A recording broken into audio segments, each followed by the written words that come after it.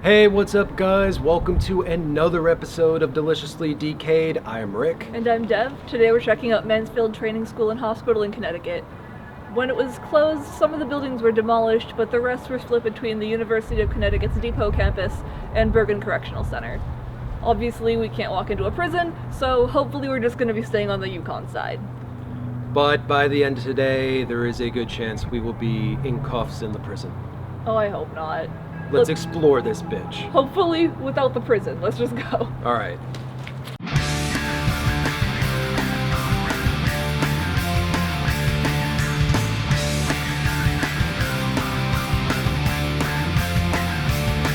From Hockomock Swamp to Dighton Rock and everything in between. Petroglyphs and monoliths and things best left unseen. Bridgewater Triangle, dark and creepy quarters, haunted asylums, and don't forget the tunnels.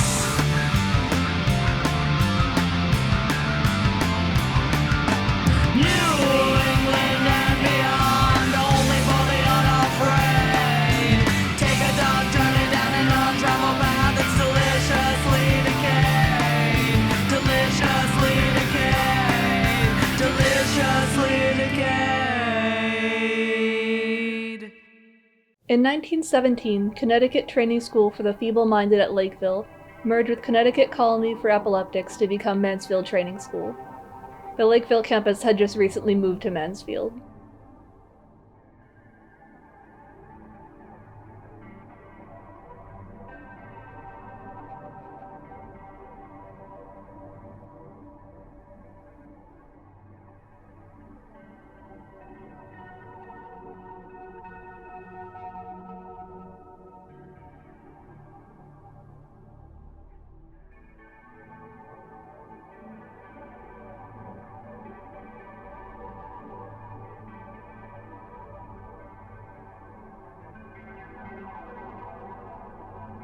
While the two institutions were initially intending to remain separate, the training school's superintendent noted that 18 other states had already successfully combined the treatment of people with mental disabilities and people with epilepsy, so they were consolidated here as well.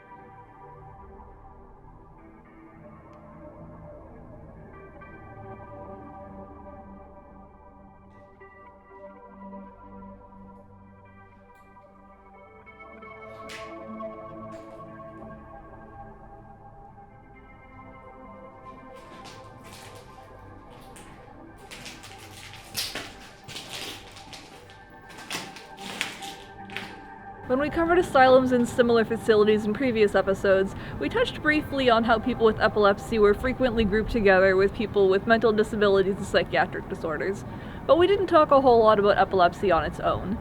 Even though Mansfield Training School grouped everyone together as well, before the two facilities merged, Connecticut Colony for Epileptics catered specifically to their care. It was considered an enlightened idea to segregate people with epilepsy and regulate every aspect of their lives. They thought that this would put them on the same level as people without epilepsy, and to protect them from the difficulties of everyday life. One way they did this was through occupational therapy, which in this case was usually farm work. For some reason they thought that farm work could help to prevent seizures, though I couldn't find a lot of information on this theory. It's probably related to an idea that we'd covered pretty frequently, where fresh air, sunlight, and healthy living was supposed to be able to help to treat a variety of physical and mental health conditions.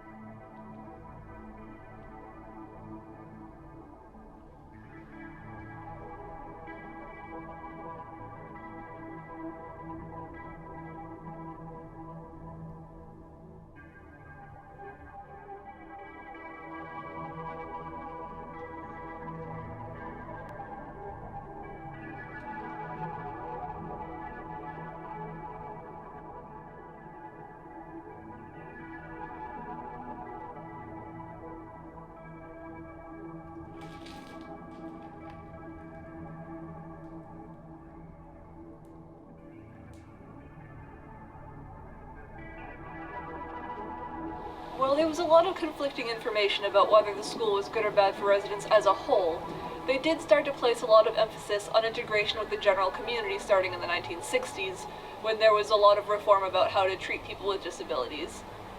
They brought their students on field trips and to off-campus events, and held performances for anyone to be able to come and see.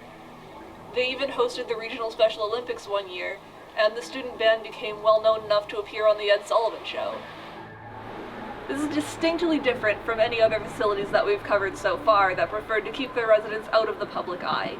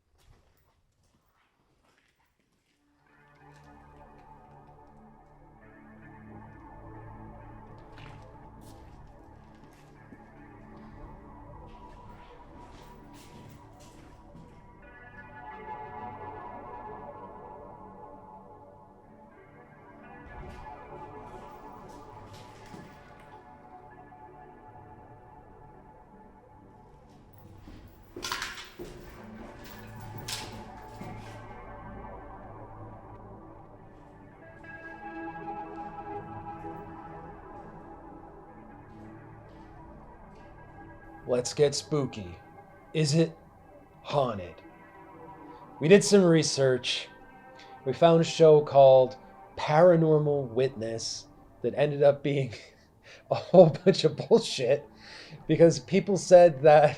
So we watched the episode. Hold on, don't cut. This is what I want people to see. Don't cut that camera. People need to know the truth. We watched this episode, and if you're not familiar with this, it's a recreation of paranormal events. And in this one, it followed a family around who moved into a house. They were haunted by ghost children, whatever. And according to the illustrious internet, it's all bullshit. Because I think every single one of these shows are, by the way. Because this house was not even on campus of Mansfield Training School. But the ghost boys in the forums did say they got weird EVPs and saw shadow people, and they recorded voices and hot spots, cold spots, all the temperature changes and crazy stuff that you normally would see, hear, and feel. So the show might be BS, but people in the know say that this place is haunted, mainly the hospital. When I was in there personally, I feel like there was definitely a little bit of a chance. There was a lot of weird hallways and medical gear that was abandoned. Upon going into these rooms, there was hundreds of flies, and the feeling like maybe you were being watched. No odor, no dead animals, and I looked for that. I said, there's going to be a dead raccoon in here. And there was just 100 of flies, so. Is it haunted? There's a good chance.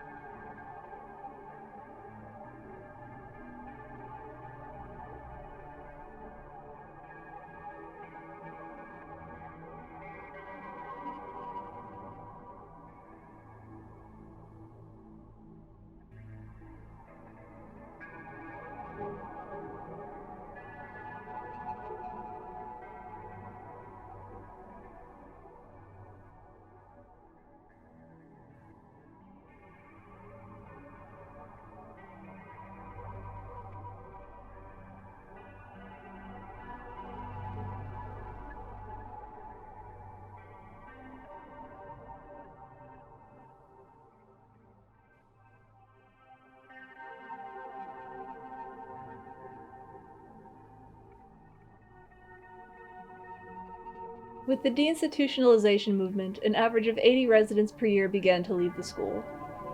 They were originally going to close most of the school and leave just the cottages, but with the decreased number of residents, the cost increased to over $600 a day per person by 1991.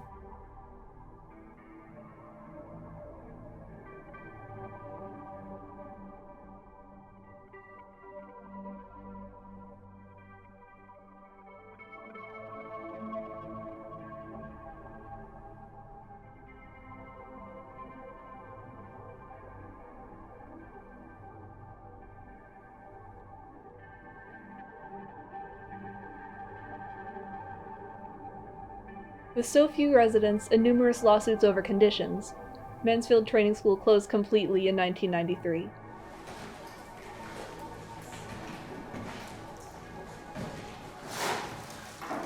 While we were exploring the UCONN campus, we came across a few abandoned dog kennels in the woods.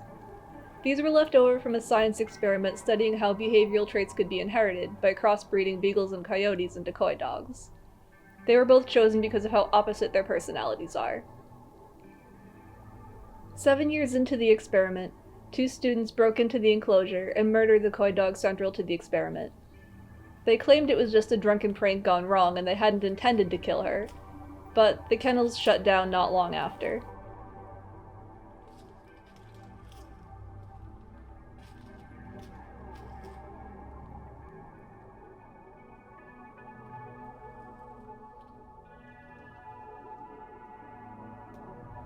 So that concludes another episode of Deliciously Decayed. What you think of this place? It was weird exploring something that was kind of part of a college campus, but not really. And there was a lot of conflicting information about whether this was good for residents or not, but at least they didn't try to keep everyone out of the public eye, which was a good step forward, all things considered. That is true. With that being said, remember to like and subscribe. And if there's anything you want us to explore, let us know. Maybe we'll check it out. Maybe it can even be your creepy little isolated house in the mountains somewhere. I hope so. All right. Well, I'm Rick. And I'm Dev. We'll see you in New England's darkest corners.